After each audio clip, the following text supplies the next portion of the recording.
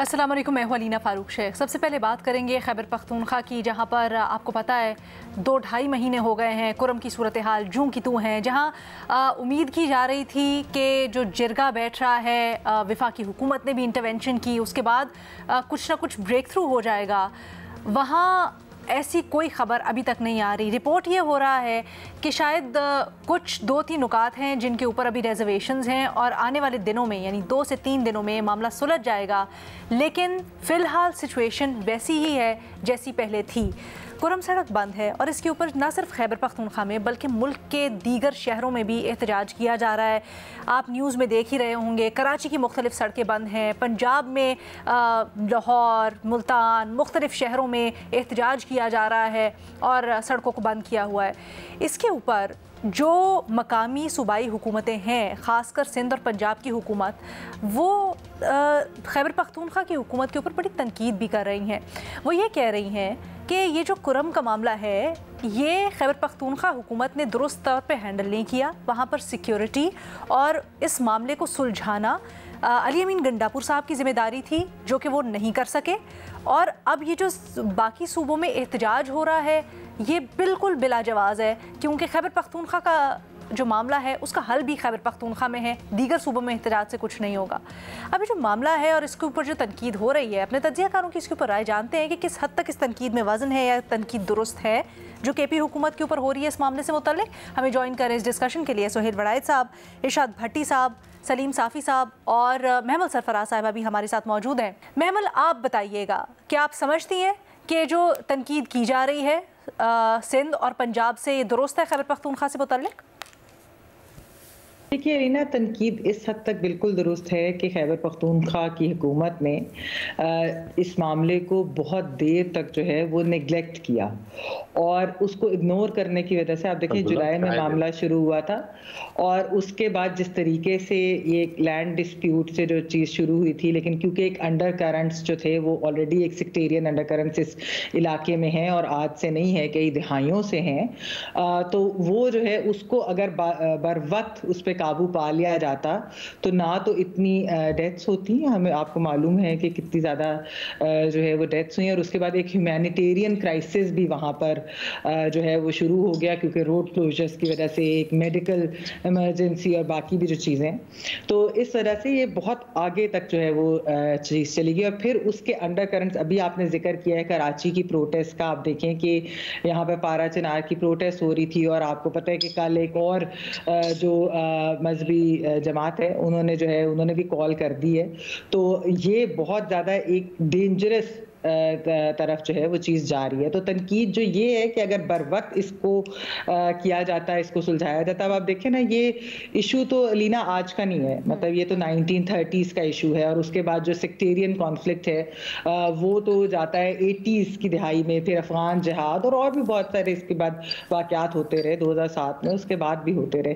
तो इसको अगर उस वक्त जो है रोक लिया जाता है टाइम पर, इसके ऊपर KP हुकूमत, हमने देखा कि उनकी प्रायोरिटीज़ अनफॉर्चुनेटली वो पॉलिटिकल थी और वो PTI की पॉलिटिक्स के इर्द गिर्द घूम रही थी। वो गंडापुर साहब की आपको मालूम ही है कि जिस तरीके से यहाँ पर प्रोटेस्ट करनी थी, इस्लामाबाद आना था, बाकी जो सारा कुछ हो रहा था, तो ये एक डेंजरस चीज़ है। एक चीज़ मैं और कहूँगी अलीना कि यहाँ पर एक थोड़ा सा जब बात हम करते हैं कि ये सेक्टेरियन इशू बन गया, तो उसके ऊपर जो है थोड़ा सा डिनायल भी आता है हमारे, आप रियासत की तरफ से भी अगर आप देखें तो उसको या वो डाउन प्ले करते हैं या कहते हैं कि ये बात नहीं करनी चाहिए, लेकिन डिनायल से बेहतर ये कि इस चीज़ को एक्सेप्ट करें और इसको रिजॉल्व करें और पूरे मुल्क में, क्योंकि जैसे मैंने कहा कि एक अगर इलाके में शुरू होता है, अगर कुरम में शुरू होता है तो उसके अंडर करंट्स हम पूरे मुल्क में फिर उसके देखते हैं कि कराची में हो रहा है तो दूसरे इलाकों में भी होगा, तो उसको रोकने के लिए आप इसको रिजॉल्व करें। और दूसरा ये है कि जो इंटरसेक्टेरियन यानी रिलीजियस स्कॉलर्स जो हैं वो बैठकर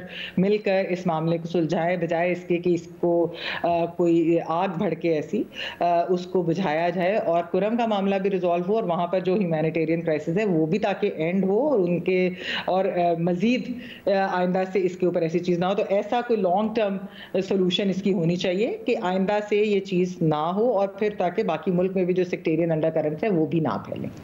सलीम साफ़ी साहब, आपकी क्या राय है? क्या ये तनकीद जायज़ है कि एक देरीना तारीख़ है इस मामले की, लेकिन इससे पहले मामला हैंडल कर लिया जाता था और कभी इतना तूल नहीं पकड़ा? इस बार जो तूल पकड़ा है वो सूबाई हुकूमत की गैर संजीदगी का नतीजा है? देखिए, हैंडल करने का सही वक्त वो होता है कि जब अमन हो और दोनों फरीकैन ने बंदूकें वो रखी हुई हों, तो वो अरसा मैसर था एक लंबे अरसे तक केपी हुकूमत को, लेकिन उन्होंने उससे फ़ायदा नहीं उठाया और इस मसले को दायमी तौर पर हल करने के लिए उन्होंने कोई कोशिश नहीं की। न उस वक्त जरगा बनाया गया, ना कुछ और किया गया, बल्कि जब फसादात हुए और फसादात के फ़ौरन बाद भी खैबर पख्तूनख्वा की हुकूमत ने न जरगा बनाया न कुछ और किया, बल्कि पहले तो वो इस्लामाबाद के धरने में बिजी थे। जब उससे फारिग हो गए तो उसके बाद उन्होंने एक लो लेवल जरगा बना दिया और दूसरी तरफ जो 3 जरगे हैं वो तो आज खुद बने हैं, एक पीटीएम का है, एक और मजहबी लीडरों का है, तो 3-4 जरगे एट अ टाइम लगे हुए हैं। अब इसमें जिस तरह मेमन ने कहा कि ये तो 1930 से मसला चला आ रहा है और ये फ़र्क करना, जब भी उधर फसादात होते हैं और जब भी उधर एक दूसरे को मारा जाता है तो हमसे दोनों फरीक गिला करते हैं कि भाई आप लोग हमारे इशू को कवरेज क्यों नहीं देते। हम उनसे ये कहते हैं कि भाई हम इसलिए कवरेज नहीं देते कि ये मामला आपका यहाँ पे ज़्यादातर जायदाद और प्रॉपर्टी की मलकियत का है, लेकिन अगर हम कवरेज देंगे और हम उस पर बात करेंगे बाहर तो ये फिर क़वाराना बन जाएगा और पूरे मुल्क तक कहीं खुदा न खास्ता फैल जाएगा। इस मरतबा इतनी ज़्यादा गफलत हुई और मामला इतना तवील हो गया कि वही काम हो गया कि मामला फिर क़वाराना हो गया और पूरे मुल्क तक फैल गया।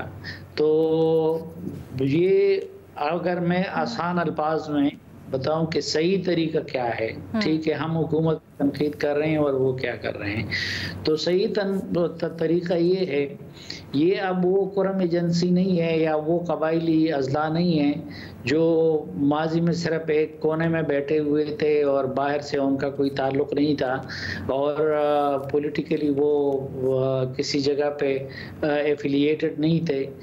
बेहतर तरीका ये है कि जो 2-3 फिरकावाराना तंजीमें हैं जो वहाँ पे बैठे हुए लोगों की सरपरस्ती कर रहे हैं, उन तंजीमों के सरबराहान को लेकर उनके साथ चंद कबायली इलाका जो मशरान हैं उनका जरगा बनाया जाए।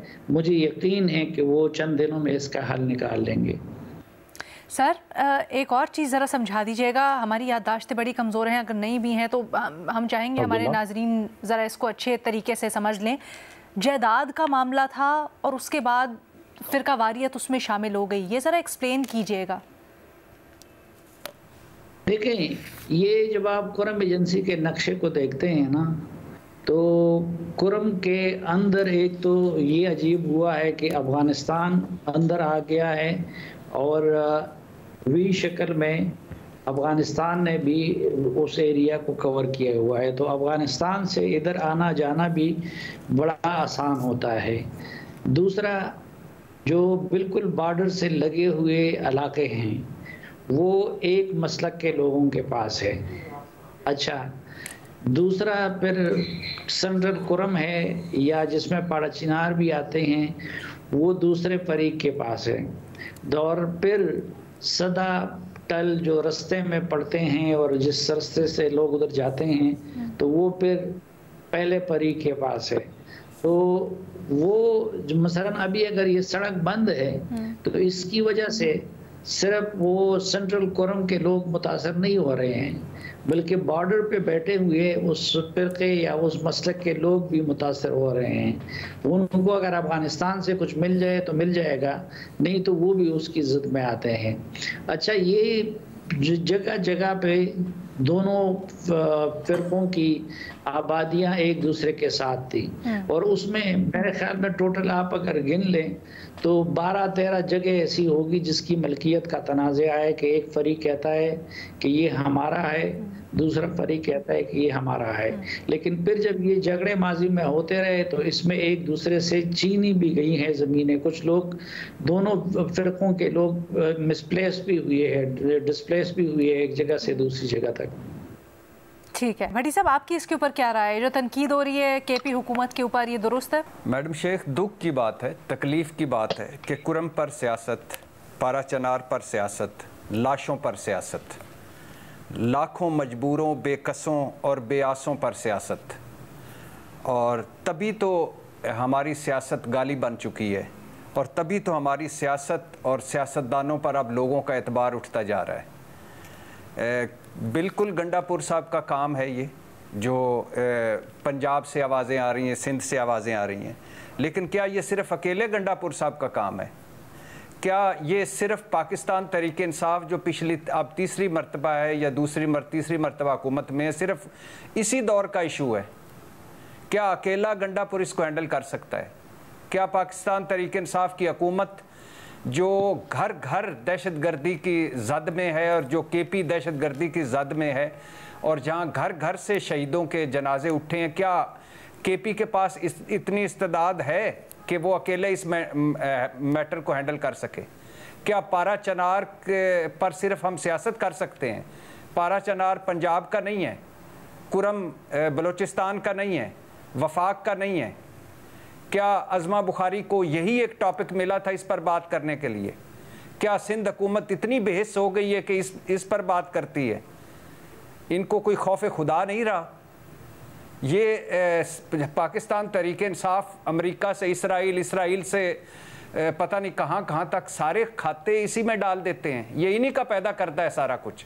बलूचिस्तान जो बारूद का ढेर बना हुआ वो भी इन्हीं लोगों ने किया है। कश्मीर में जो मूवमेंट्स चलती रही हैं वो भी इन्हीं लोगों का है। जो जीबी में लोग बातें करते हैं या जो वहाँ से वीडियोज़ आती हैं वो भी इन्हीं की हैं। कुछ खौफ खुदा करें। कब तक आप ऐसी सियासत करेंगे? कब तक आप मामले को हल करने की बजाय एक दूसरे के खाते में डालेंगे? क्या केपी में मुस्लिम लीग की हुकूमत होती तो यही सूरत हाल होती? और उज़मा बुखारी साहिबा, थोड़ा सा इंतज़ार कर लेती हैं आपको पाकिस्तान तहरीक इंसाफ कोई और मौजू दे देती, अली अमीन गंडापुर साहब कोई और मौजू देते थे, आप उस पर बात कर लेती। आपका इस मामले पे ना बोलती तो ज़्यादा अच्छा था। कल आप बड़े वो तस्वीरों के साथ दवाइयाँ भिजवा रही थी, आज यहाँ से बातें भिजवा रही हैं। ये सब करके क्या आप अपने मुल्क की खिदमत कर रहे हैं? नहीं कर रहे। ये नफ़रत और तकसीम बढ़ा रहे हैं, ये सुबाइयत को हवा दे रहे हैं। एक तरफ सख्त सर्दी है मैडम शेख, लाखों लोग घरों में मैसूर हैं, रास्ते बंद हैं, खुराकें नहीं हैं, दवाइयाँ नहीं हैं। 128 बच्चों समेत 200 अफराद दवाइयाँ और इलाज ना होने की वजह से इस वक्त जब मैं आपसे बात कर रहा हूँ, लेटेस्ट सिचुएशन ये है कि इस वक्त तक वो जान से जा चुके हैं। 128 बच्चे।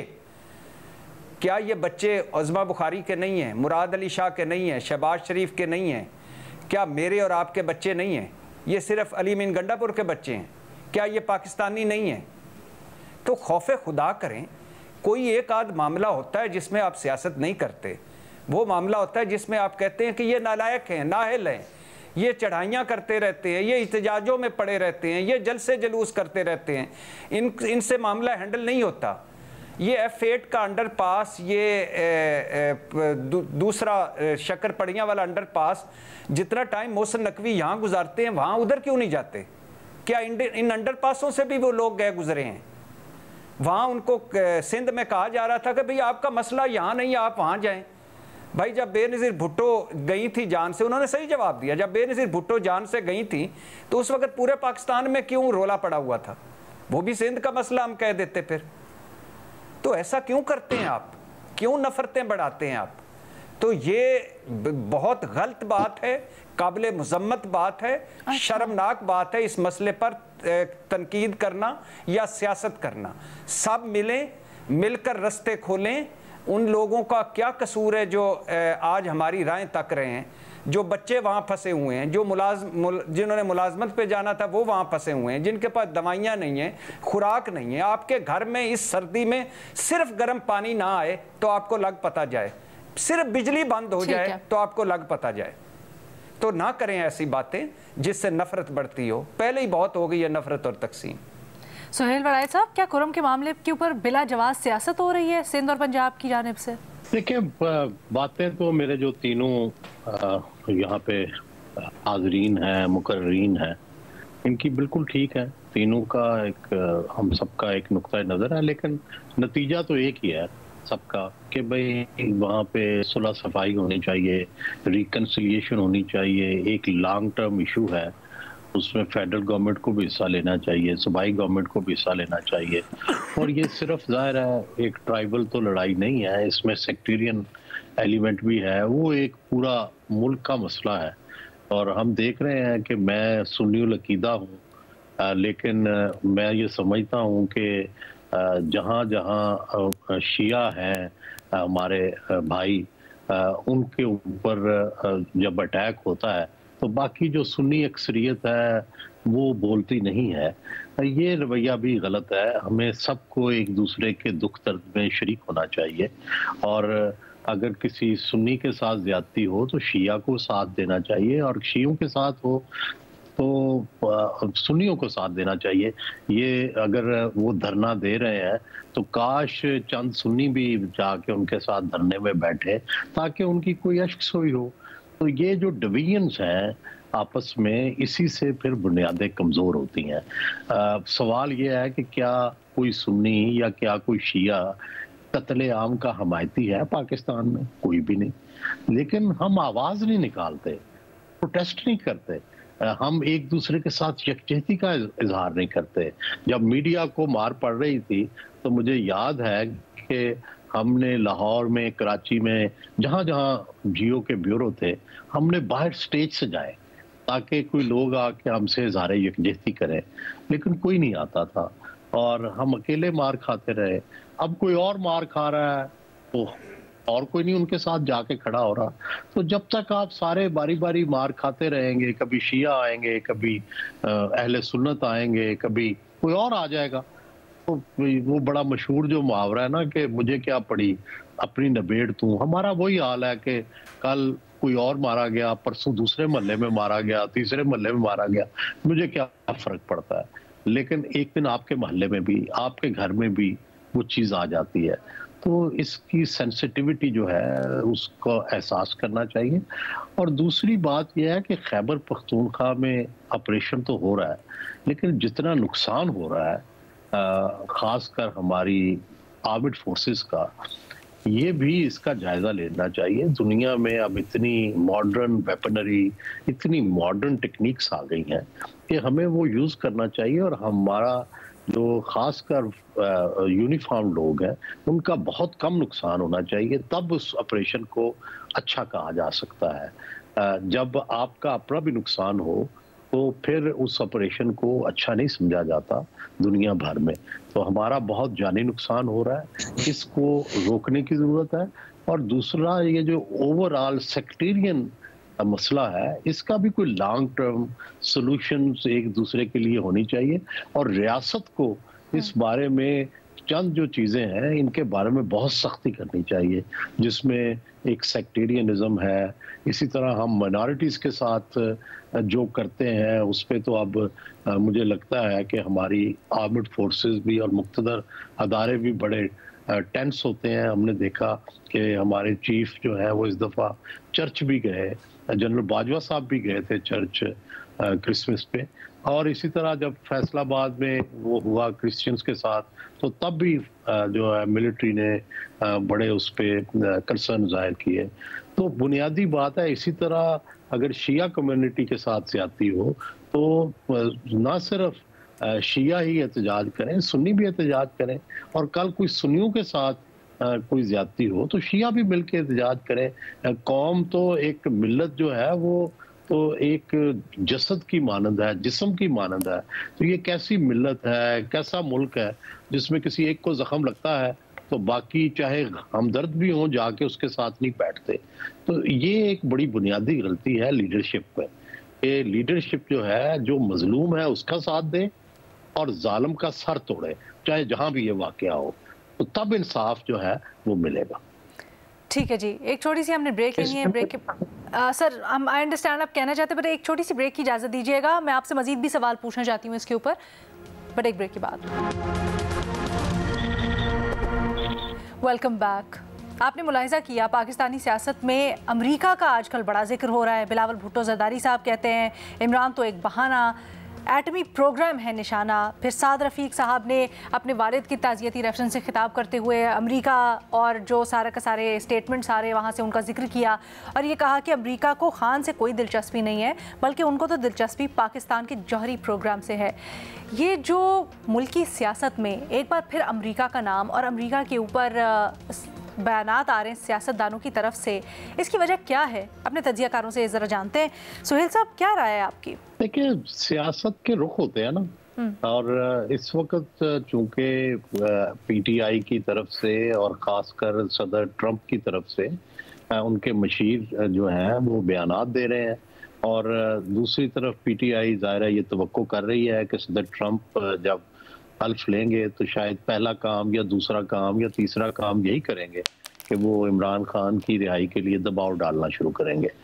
जाहिर है इस पे फिर जो दूसरे फरीक हैं वो वरीड भी होंगे और वो मुतवक्को स्ट्रेटजी भी बना रहे होंगे कि भाई अगर ये ऐसा हुआ तो उसका क्या इलाज है। तो मेरे इल्म में है कि हमारे अमेरिका से एम्बेसडर जो हैं पाकिस्तानी वो भी आए हुए हैं यहाँ पे इस्लामाबाद में। इस पे सलाह मशवरा भी जारी है, एक काउंटर स्ट्रेटजी जो है वो भी डेवलप की जा रही है। जाहिर है अमेरिका के साथ लड़ाई का तो कोई भी नहीं सोच सकता, वो एक वाहिद सुपर पावर है और ना उस तरफ जाना चाहिए, लेकिन उससे नीचे नीचे जितने इम्कानात हैं उन पे गौर व फिक्र करना भी चाहिए और किया भी जा रहा है। जाहिर है ये बाकी जो पीपल्स पार्टी है, नून लीग है और इस वक्त की मुक्तदरा है, वो इस दबाव को कबूल ना करने के बारे में मुझे लगता है कि यकसू हो रहे हैं, और उनको ये लगता है कि ये सियासत तो है ही है, लेकिन इसके अंदर और भी चीज़ें हैं, और उसमें सदर ट्रंप भी पहले बयान दे चुके हैं, उसमें इंडिया भी शामिल था, पाकिस्तान भी शामिल था कि इनके जो एटमी प्रोग्राम है वो सारी दुनिया के लिए ख़तरा है।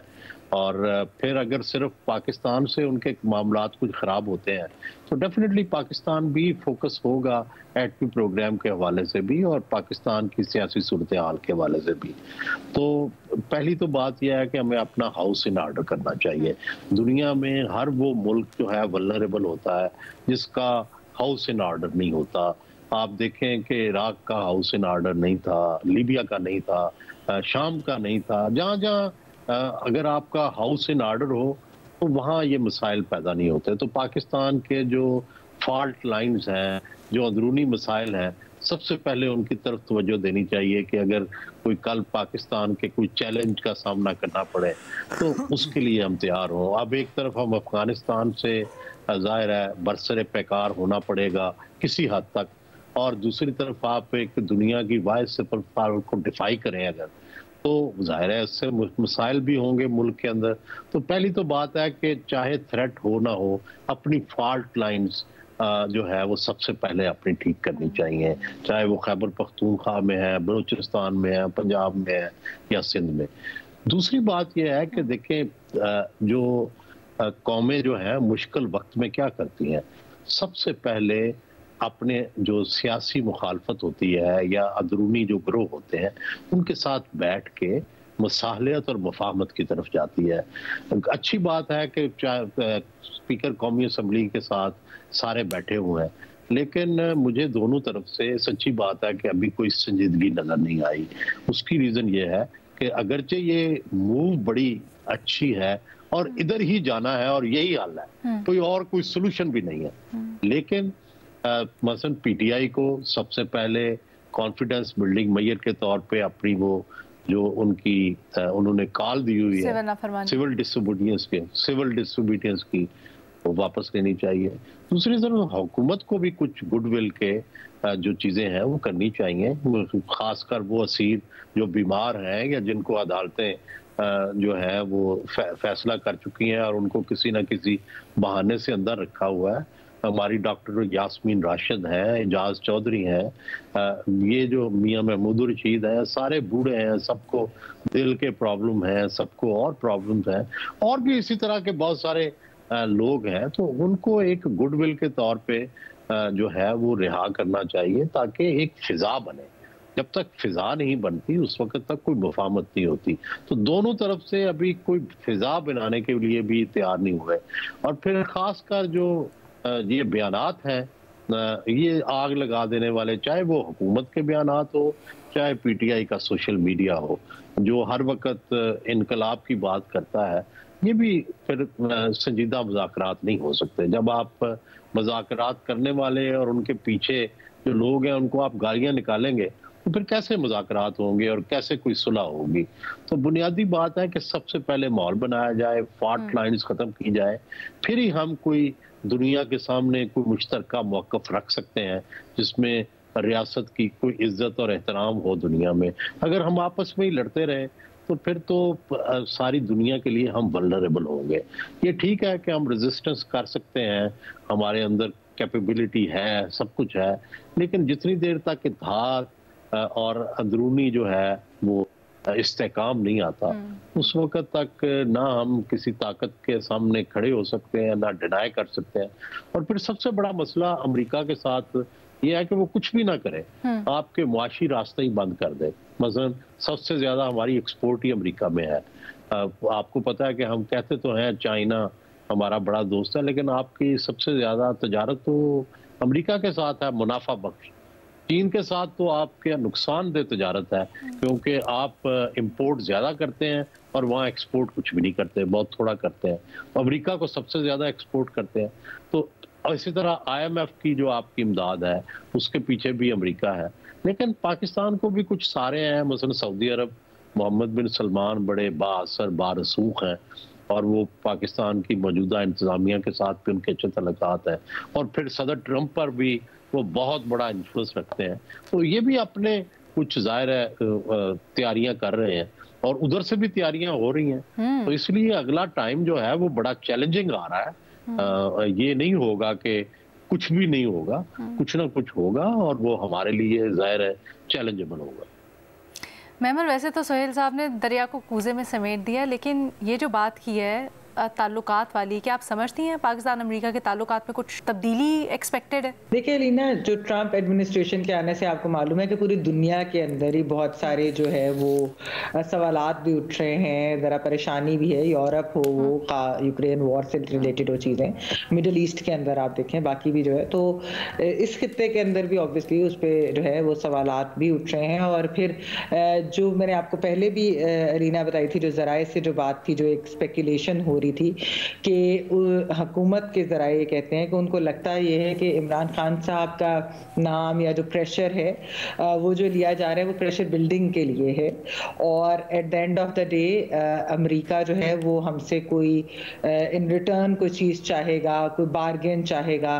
उसमें ऑब्वियसली स्पेकुलेशन है। और जब आप उनसे पूछते हैं ज़राए से कि इस के बारे में आपको क्या खतरात लग रहे हैं, क्या आपको लग रहा है, तो वैसे तो वो यही कहते हैं कि कबल अज़ वक्त है, लेकिन जो ऑब्वियसली थोड़ी सी कि क्या चीज़ हो सकती है उसके ऊपर उन्होंने जो बात की, तो उसमें मैंने आपको पहले भी बताया था कि एक तो उनको लगता है कि कुछ चाइना से रिलेटेड चीज़ हो, क्योंकि हमने देखा है कि ओवरऑल एक एंटी चाइना जो है अलायंस बनाई जा रही है रीजन के अंदर भी, वैसे भी, और इसी वजह से इंडिया जो है उसको बहुत ज़्यादा प्रॉप अप किया जाता है अमेरिका की तरफ से। वो उसमें ये नहीं है कि ट्रंप एडमिनिस्ट्रेशन, उसमें बाइडन एडमिनिस्ट्रेशन भी आप देख लें, वो डेमोक्रेट्स हों या रिपब्लिकन्स हों, तो वो एक एंटी चाइना जो अलायंस है उसके अंदर जो है वो यहाँ पर थोड़ा सा ये है कि शायद हमें ये कहा जाए कि पिक अ साइड। तो साइड पिक करना जो है वो पाकिस्तान के लिए बहुत एक मुश्किल चीज़ है, क्योंकि जैसे सोहेल साहब ने कहा, आप सुपर पावर के साथ भी अपने ताल्लुकात नहीं खराब करते, आपके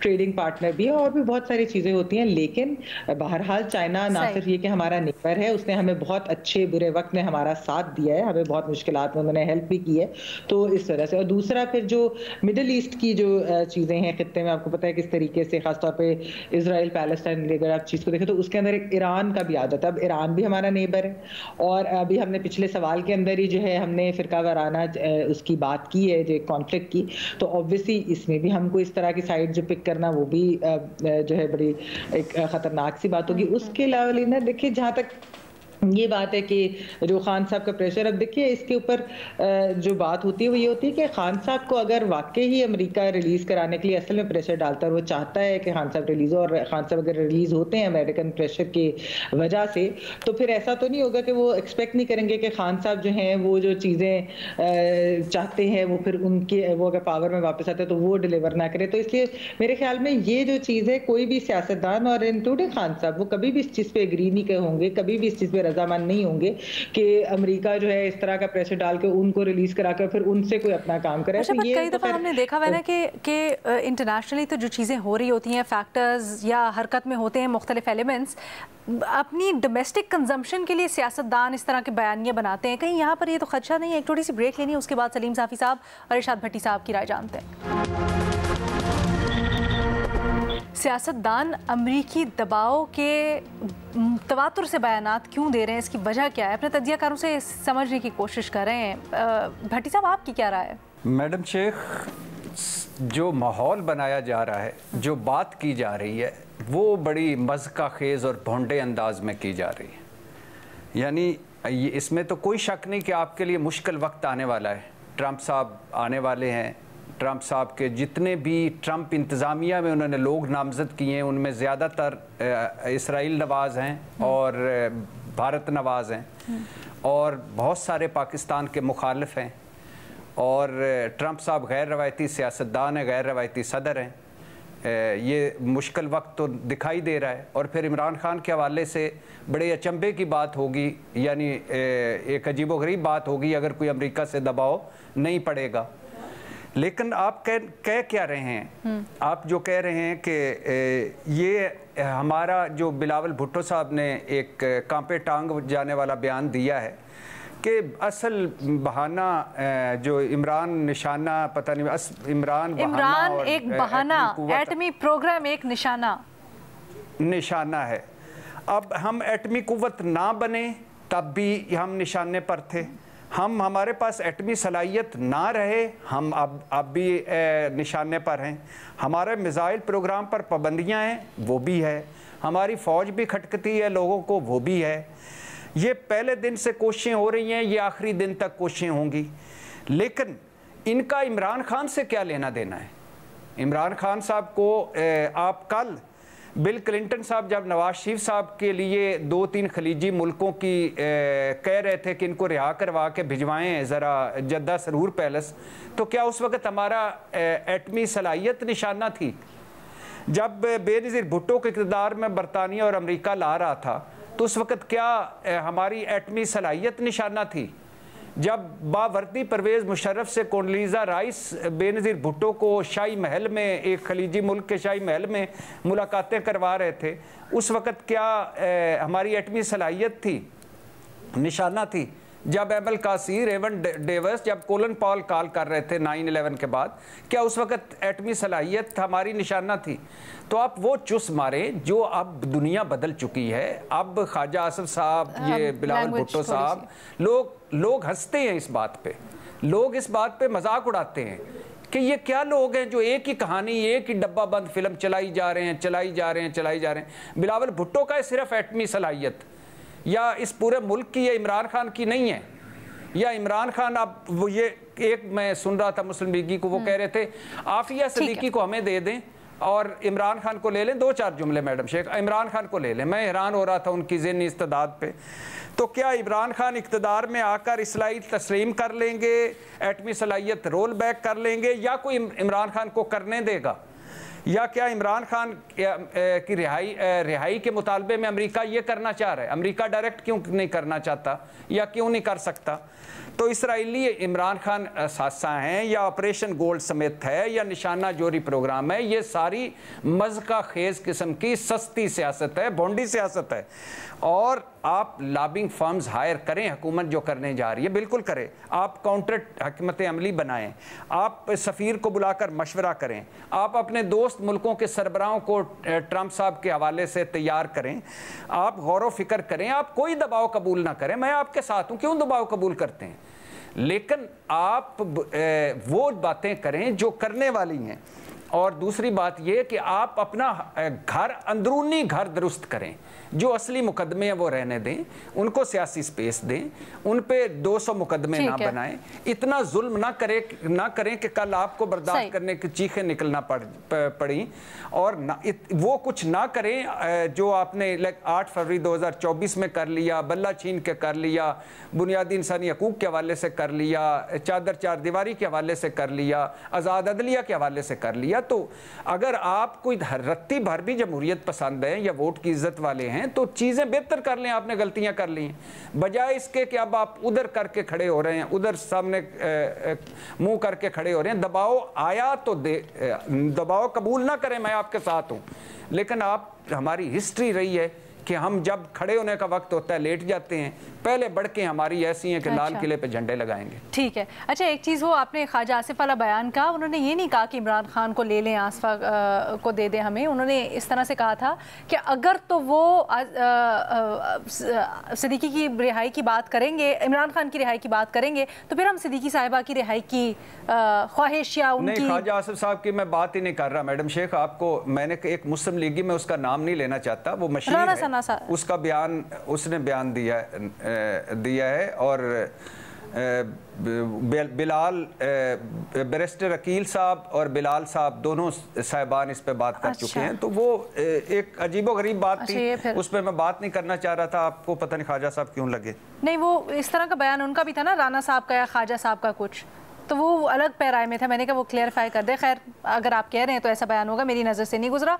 सलीम साफ़ी साहब, सर आप कहिएगा, ये भट्टी साहब जो बात कर रहे थे, ये सियासत के लिए, बयानबाजी के लिए बस माहौल बनाया जा रहा है? देखिए, पाकिस्तान और अमेरिका एक दूसरे की मजबूरी भी है, लेकिन दोनों के ताल्लुकात में मद्देनज़र आता है, और जब अमेरिका की ज़रूरत होती है तो वो पाकिस्तान की बहुत सारी कोताहियों और गलतियों से भी आंखें छुपा लेता है। वो मसलन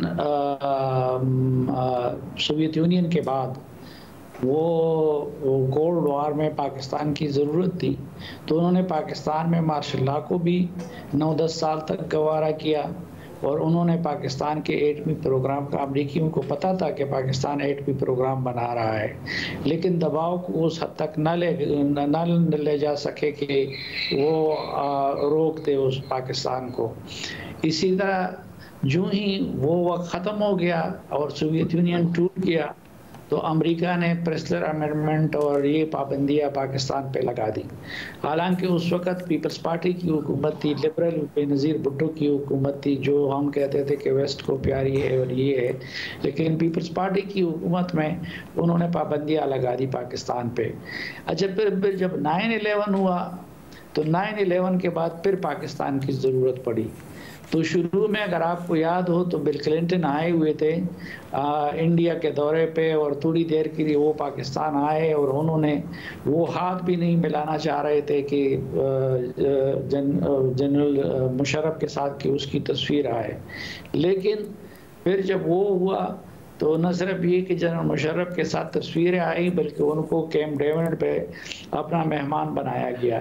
तो अभी फिर बदकिस्मती से वो वक्त आया है कि अमेरिका उसमें दबाव डालेगा। अमेरिका ने मसलन, एक तो अमेरिका को गुस्सा है, अमेरिका को ये गुस्सा है कि अफ़गानिस्तान में उसको जो ज़िल्लत-आमेज़ शिकस्त हुई है ये पाकिस्तान की वजह से हुई है। तो एक वो किसी न किसी तरीके से गुस्सा निकालेगा, और दूसरा उसका जो आगे कंसर्न जितना भी है वो पाकिस्तान के एटमी प्रोग्राम के हवाले से है।